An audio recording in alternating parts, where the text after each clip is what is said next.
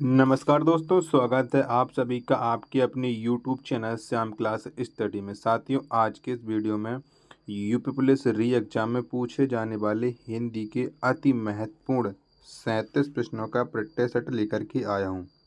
तो साथियों, आज के इस प्रैक्टिस सेट को आप लोग पूरा कीजिएगा और प्रैक्टिस सेट को पूरा करने के बाद आपको अपना स्कोर है वो ईमानदारी के साथ कमेंट बॉक्स में शेयर करना और बताना है कि आपने इस प्रैक्टिस सेट में कितना स्कोर किया है और इसे आप अपने सभी दोस्तों के पास ज़रूर शेयर कर दीजिएगा। तो फिर चलिए शुरू करते हैं आज का अपना ये हिंदी के अति महत्वपूर्ण प्रश्नों का प्रैक्टिस सेट, जो आपके री एग्जाम के लिए बहुत ही ज़्यादा महत्वपूर्ण है। तो प्रश्न संख्या 39 है आपके सामने कि भारत में हिंदी की किस लिपि को संविधान में मान्यता दी गई है। तो कौन सी लिपि को दी गई है?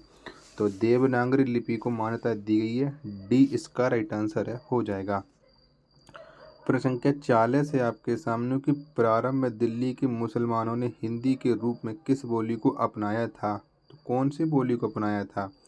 तो प्रारंभ में दिल्ली के मुसलमानों ने हिंदी के रूप में खड़ी बोली को अपनाया था।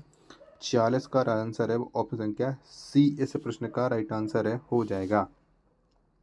अगला प्रश्न है आपके सामने 41 की ए आय वर्ण क्या कहलाते हैं। तो क्या कहलाते हैं ये? तो ए आय वर्ण ये कंठ तालव्य कहलाते हैं। तो 41 का जो राइट आंसर होगा वो ऑप्शन संख्या डी इस प्रश्न का राइट आंसर है, हो जाएगा। प्रश्न संख्या 42 है आपके सामने की हिंदी भाषा में वे ध्वनियाँ कौन सी हैं जो दूसरी ध्वनियों की सहायता से बोलियाँ लिखी जाती हैं। तो वे कौन सी ध्वनियाँ हैं? तो वे हैं व्यंजन। क्या वे व्यंजन है? 42 का जो राइट आंसर होगा वो ऑप्शन संख्या बी इस प्रश्न का राइट आंसर है, वो हो जाएगा।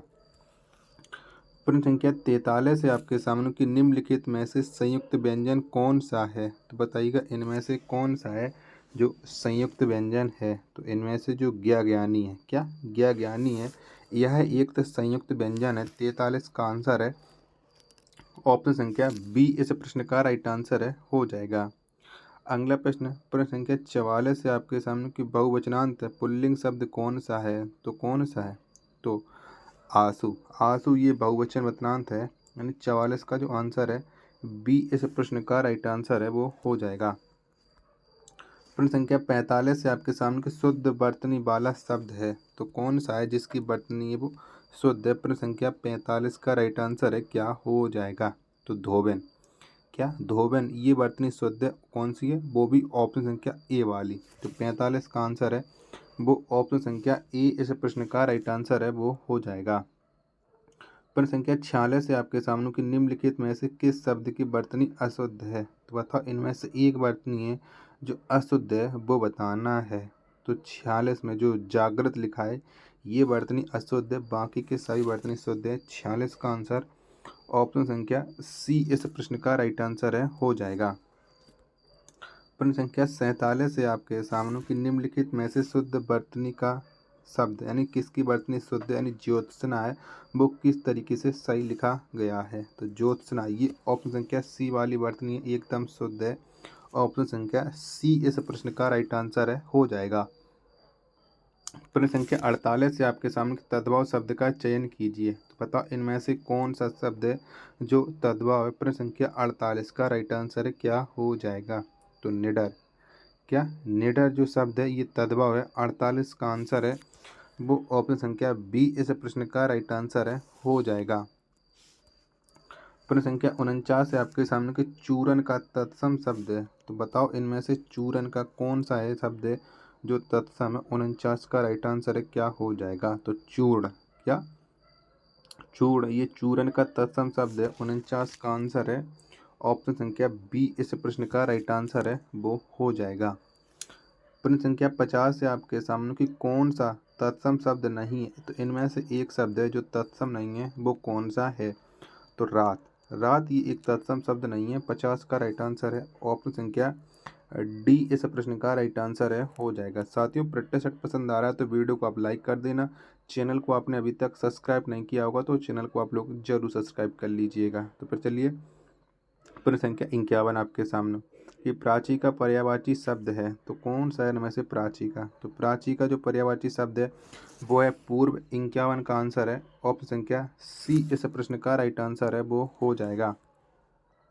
प्रश्न संख्या 52 है आपके सामने कि नीचे दिए गए विकल्पों में से एक शब्द घर का पर्यायवाची नहीं है, उसे चयनित कीजिए। तो बताओ इनमें से कौन सा शब्द है जो घर का पर्यायवाची नहीं है। तो भुवन, भुवन जो शब्द है ये घर का पर्यायवाची नहीं है। 52 का राइट आंसर है ऑप्शन संख्या बी। इस प्रश्न का राइट आंसर है वो हो जाएगा। निर्देश दिएगा प्रश्न संख्या 53 और 54 दिए गए शब्दों के विलोम के लिए चार चार विकल्प दिए गए हैं, उसमें उनमें से उचित विकल्प का चयन कीजिए। तो बताओ इनमें से तामसी, तामसी का विलोम शब्द कौन सा हो जाएगा।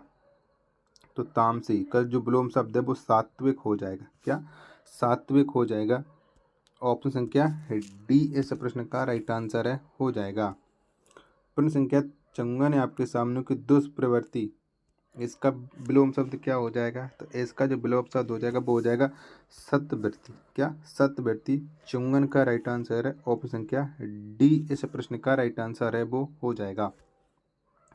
प्रश्न संख्या 55 कि जिस पेड़ के पत्ते झड़ गए हों वाक्य के लिए एक शब्द है। तो बताइए इसके लिए एक शब्द क्या हो जाएगा। 55 का राइट आंसर। तो जिस पेड़ के पत्ते झड़ गए हों इस वाक्य के लिए एक शब्द होता है आपत। क्या होता है आपत होता है। 55 का राइट आंसर है ऑप्शन संख्या डी। इस प्रश्न का राइट आंसर है हो जाएगा।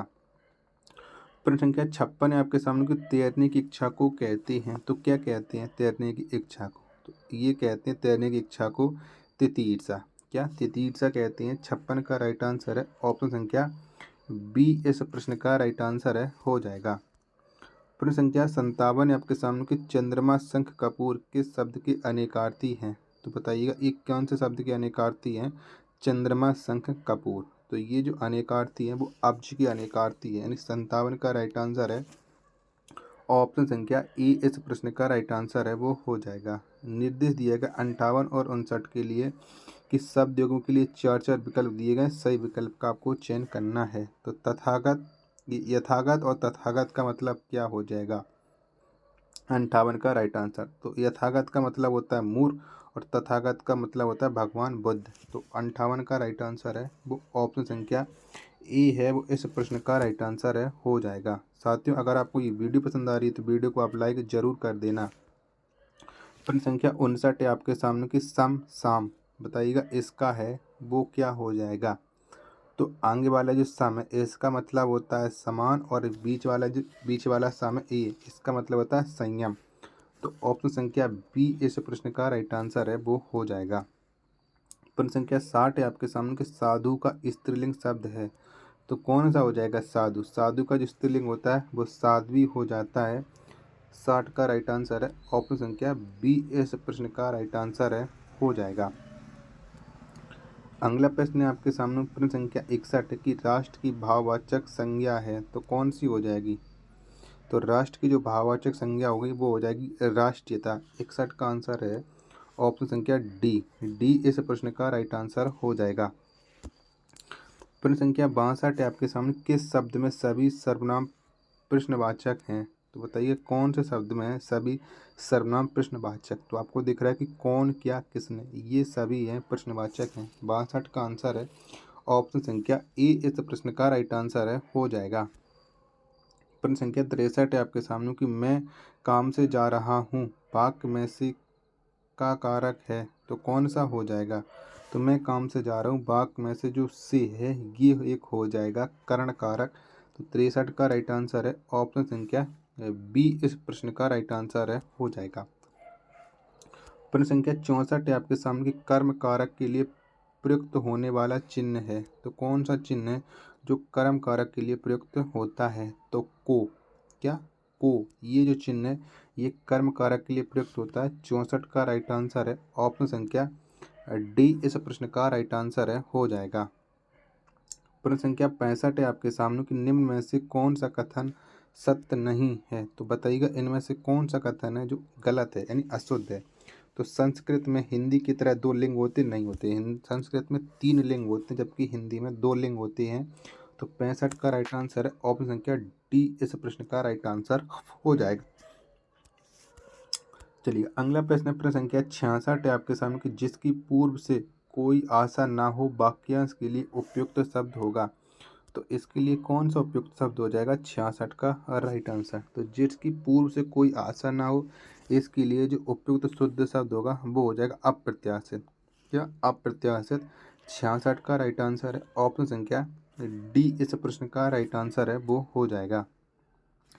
प्रश्न संख्या 67 है आपके सामने। गुरु के समीप रहकर शिक्षा ग्रहण करने वाला के लिए एक शब्द है, तो इसके लिए एक शब्द क्या हो जाएगा। तो गुरु के समीप रहकर के शिक्षा ग्रहण करने वाला, इसके लिए जो एक शब्द हो जाएगा वो हो जाएगा अंतेवासी। कौन सा, अंतेवासी। 67 का आंसर है ऑप्शन संख्या सी इस प्रश्न का राइट आंसर है, वो हो जाएगा। प्रश्न संख्या 68 है आपके सामने कि निम्नलिखित में से कौन सा वाक्य शुद्ध है। तो बताओ इनमें से कौन सा वाक्य है जो शुद्ध है। 68 का राइट आंसर। तो नेताजी की मृत्यु क्षोभजनक है, ये एक वाक्य शुद्ध है। बाकी के जितने भी वाक्य हैं ये सारे के सारे अशुद्ध हैं। तो 68 का राइट आंसर है वो ऑप्शन संख्या बी इस प्रश्न का राइट आंसर है, हो जाएगा।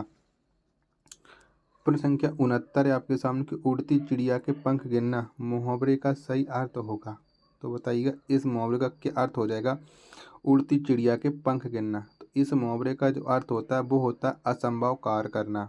क्या, असंभव कार्य करना। 69 का राइट आंसर है ऑप्शन संख्या डी इस प्रश्न का राइट आंसर है, वो हो जाएगा। प्रश्न संख्या 70 है आपके सामने कि शांत रस का स्थायी भाव क्या है। तो कौन सा हो जाएगा शांत रस का स्थायी भाव। तो शांत रस का स्थायी भाव होता है निर्वेद। क्या होता है, निर्वेद होता है। 70 का राइट आंसर है ऑप्शन संख्या डी इस प्रश्न का राइट आंसर है, वो हो जाएगा। तो साथियों आपको ये प्रैक्टिस सेट पसंद आया तो लाइक कर देना, नहीं आया तो डिसलाइक कर देना। मिलते हैं अपन नेक्स्ट वीडियो में, तब तक के लिए धन्यवाद। जय हिंद।